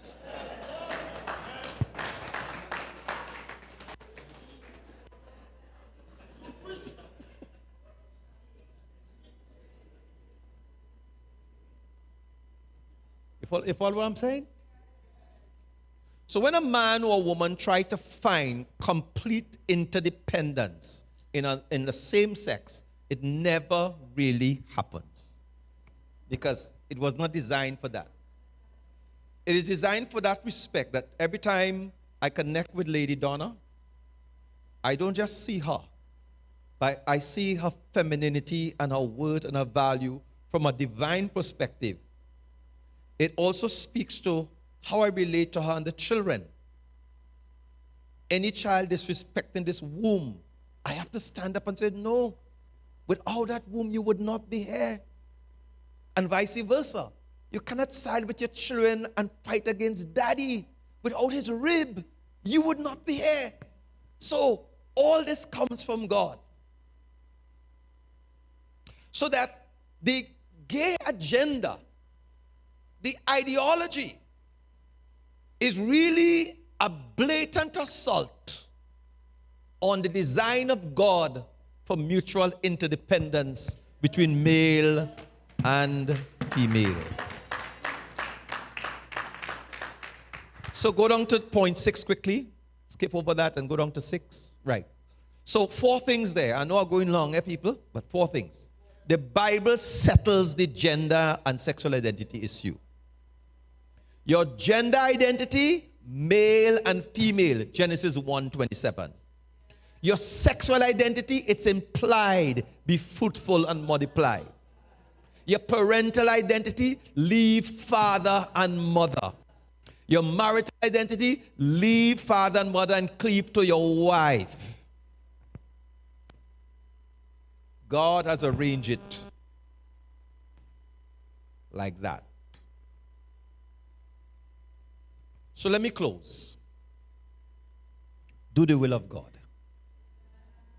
Right? Do the will of God. And in doing the will of God, you may ask yourself, how do I know what is God's will for my life? Well, very simple. Romans 12:2. I've checked it in several translations. Whatever you do before this part of Romans 12:2, it will help you prove what is God's will. It will help you discern what is God's will. It will help you recognize what's God's will. That's the latter part of verse 2, over and over. Let's check it in some other translations. Go again. You'll be able to test God's will in the NIV. You will learn to know what's God's will, the NLT, the BBE. You may have knowledge of the will of God. Again, you will figure out what is God's will. You'll be able to determine what is God's will. You'll be able to decide, and you will know what's God's will. So that in the world of gender confusion and confusion about sexuality, God wants you young people not to be confused about his will and his purpose for your life. Then in 1 Thessalonians 4:3, 3 times it's translated, for this is the will of God. This is what God wants for you. This is God's purpose for you. Remember Butler. She wants to create gender confusion. And God wants to simplify your life. Today you are this, tomorrow you are that, then they think.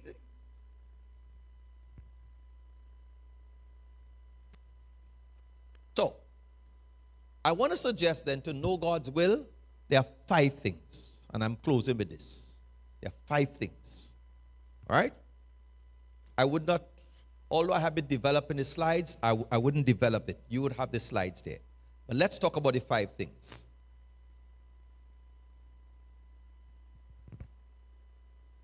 Number 1, keep it there. Before you know the will, your body must belong to God.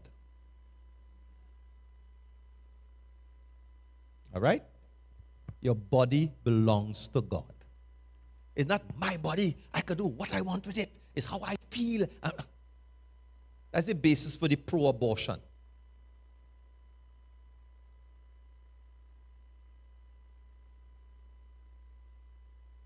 Now, there's an interesting thing here. In the Old Testament, the sacrifice, the temple, and the worshiper was separated. In the New Testament, you are the temple, you are the worshiper, and you are the sacrifice. Let me repeat that. In the Old Testament, you had the temple, and the worshiper will take their sacrifice to the temple.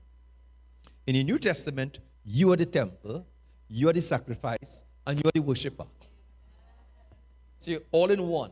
Now, this has important implication, and I wish we could develop. One of the implications is this. Part of the Jewish problem when they went into captivity, they were saying God is not seeing us. And we have developed, unfortunately, that same thing in the New Testament. When we are away from church, pastor not seeing me. This one not seeing me. This is just the building. Wherever you go, pastor, you are the temple. Wherever you go, you are the worshiper. Wherever you're still the sacrifice. So that holiness is not tied to a location. All right? Your holiness is tied to a relationship. Wherever you are. So when you're online 2 in the morning, look the temple, look the worshiper, and look what the sacrifice doing.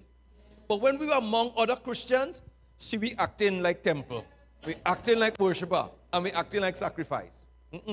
God changed it around, that wherever you go.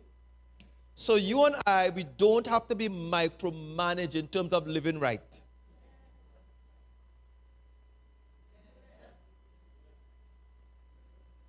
And here's the interesting thing. Old Testament sacrifices were killed.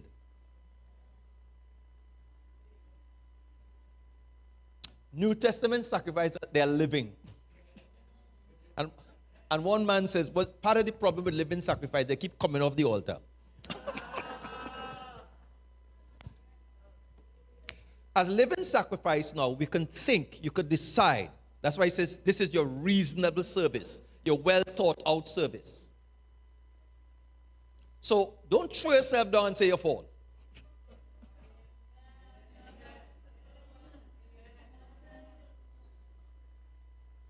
Whatever you do with your body then, if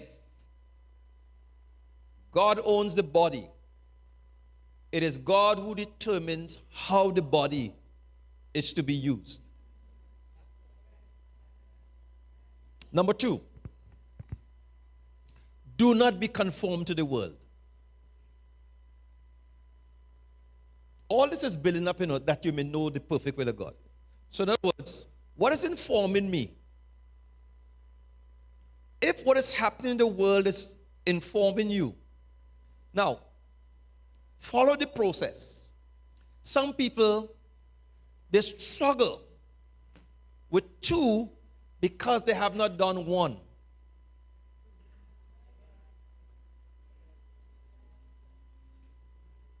You cannot resist the world if God doesn't own you.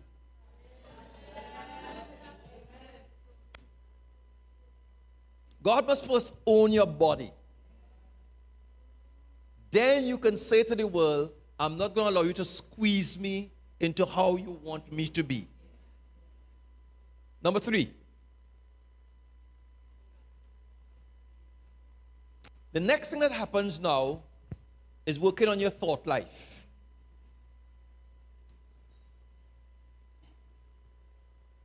Working on your thought life. Because most of the battle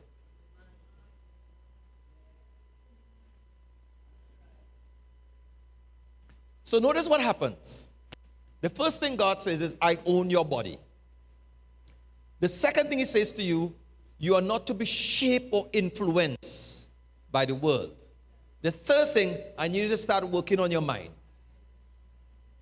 That you may prove what is that good and acceptable will of God. You see? Now, run it up or down. Here's how you'll go. If your mind is not renewed, then something is influencing you, which is the world. If the world is influencing you, then your body would be under the control of the lust of the flesh. If God owns your body, then I could resist the world and I can have the Spirit begin to transform my mind. Keep going. 3 more. Keep going, sir. Number 4. 2 more, should say. Number 4. In the Thessalonians passage, it says, abstain from sexual immorality. Now that word abstain is a very interesting word, from which we get the word echo. You know what's an echo? So you go by a canyon, you go by a river, you go and say, hello, hello, hello, hello, hello, hello. Huh? So when you hear the word echo, what comes to mind? Let me see. Everybody will pick it up. My gone, my can gone, my good day. He could, Trouble. All right, yeah. What comes to mind when you hear the word echo? It's a wild question I'm asking. Right? Song, right? Repeat. Right. From where? From my voice. How close? But how close is that echo, echo, echo, echo? It goes where? It keeps going. The word abstain means keeping your distance. That's the word echo. That word abstain. So abstain is not just simply saying, I ain't going to touch that, It means keeping my distance from.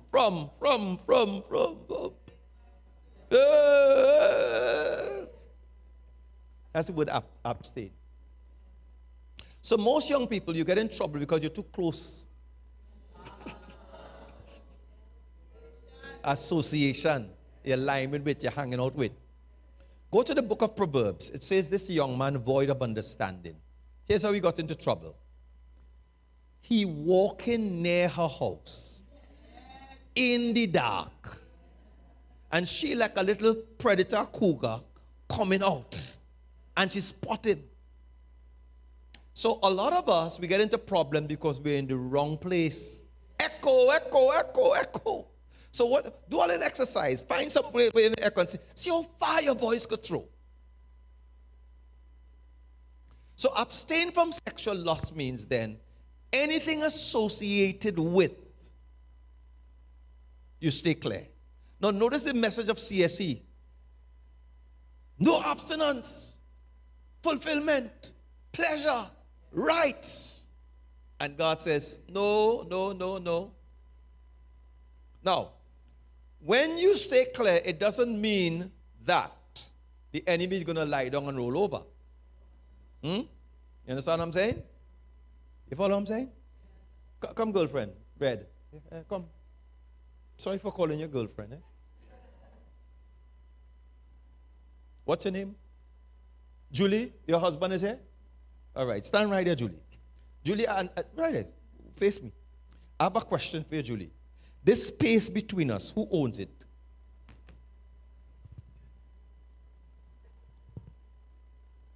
Julie, this space between us, who owns it? Let the lady talk now.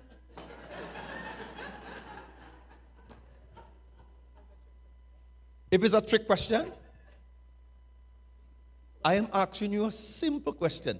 This space between us, who owns it? Either one of us. That's what you say? So you own it and I own it. No problem. Okay, no problem. Okay. Remember, I own it, right? How you feel about that? Uncomfortable. Why? But I own here. Because you're up in my space. No. Hear what she says. You're changing your tongue. You say, I up in your space. How come I up in your space? You just told me. It's either one. Let me go again. It's either one. So I could come up. No. That's my space. Decide what you want. My space. Is it your space or my space? There we go again. Echo, echo, echo, echo. Julie, the space between us. Who owns it? Jesso?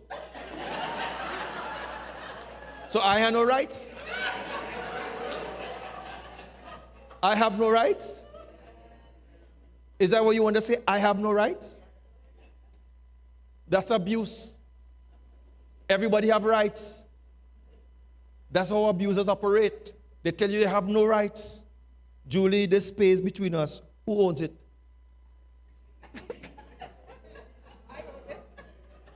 Now, this is the problem with echo. My voice is throwing, but is it my voice, my voice, my voice? How far? Are you following me? Are you following me? This is the problem with abuse in homes. Daddy say, come sit on my lap. As my daddy, and so the proximity. So, in actual fact, both of us own this space. But my liberty ends, my boundary ends, where yours begin. But if you don't know your boundary, and if you don't know how to stand your boundary, abuse. So the distance, abstain, you have to understand boundaries. But let me complicate it a little more. Come on. This is not just my space. It's her space too. Yeah. So if your husband was there, not only you will feel uncomfortable, he will also feel uncomfortable because his space is being violated. Me not even know how my wife was feeling when I went to buy his house. So, in her absence, thank you, love. In her absence, his absence, I have to protect also my spouse space. Echo. So you don't just go online and doing pornography and all kind of thing and feel, well, nobody in there, nobody. No. You're also violating somebody else's space. So when you abstain, I'm abstaining for me, for her, but ultimately for God. You understand what I'm saying? Whose space? Who on there, Julie? Thank you. And finally, learn to control your body. That is what Thessalonians says. Everybody must learn to control their body. The concept that is used is self-mastery. If you don't know how your body works, you will find yourself in some problems. Men, our body works a bit different than our women. And you better know it. But more than that, ladies, you have to understand how men's body works through. And gentlemen, you have to understand how female bodies work. You see, ultimately, I have to control me. Nobody could do it for you. I'm going hard against this sexual freedom. So that as a man, men are turned on by sight and smell and listen to me, I have to understand that. You see, when a child is conceived, androgen is the primary sexual hormone that forms the conception within a few months. And what androgen does, it masculinizes the brain or feminizes the brain. Are you following me? So a man, think of it, constantly flowing through his bloodstream. So he's not sick, he's all right. When you don't have enough androgen, you have estrogen.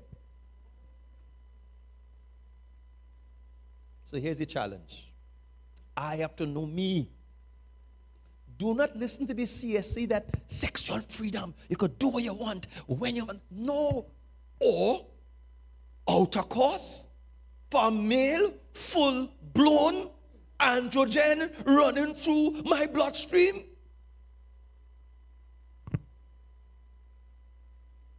So the world says, if you stand up, you must show you're strong. Men sometimes have to run.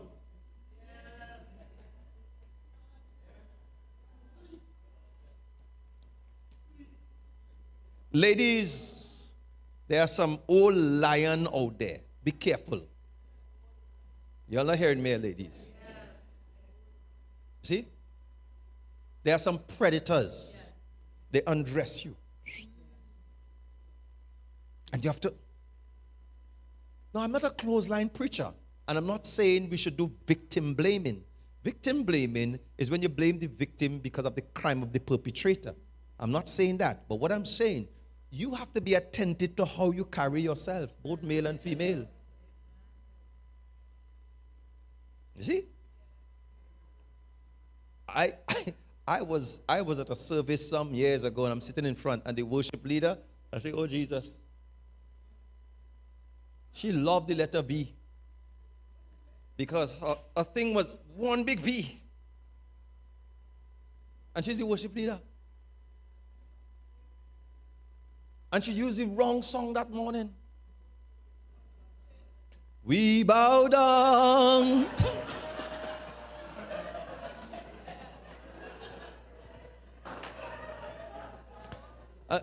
Look at me. We bow down and say, oh, Jesus. Control your body. Gentlemen, control your body. You have to manage it. Paul used the imagery of an athlete beating himself under subjection. You follow what I'm saying? Because comprehensive sexuality education swings the door open to legitimize sexual fulfillment expression in the name of human rights. God richly bless you, and thanks for this time today.